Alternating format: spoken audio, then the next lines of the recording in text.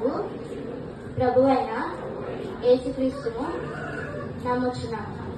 ఈయన జగములన్నిటికీ ముందు తండ్రి నుండి కలిగిన వాడును, దేవుడి నుండి దేవుడును, వెలుగు నుండి వెలుగును, నిజమైన దేవుడి నుండి నిజమైన దేవుడును, సృజింపబడగా జన్మించిన వాడును, తండ్రితో ఏకతత్వము గలవాడును, సమస్తమును కలుగజేసి వాడనై ఉన్నాడు.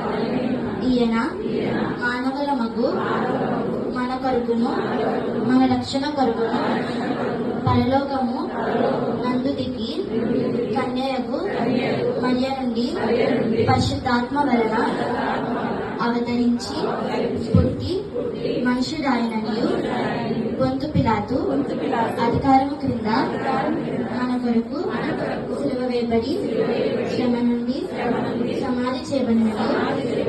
లేఖనముల ప్రకారము మూడవ దినమున తిరిగి లేచి పరలోకమునకెక్కి తండ్రి యొక్క కుడి వైపున కూర్చుండి ఉన్నాడనియు సజీవులకును మృతులకును తీర్పు చేయటకు తిరిగి మహిమతో వచ్చిననియు ఆయన రాజ్యమునకు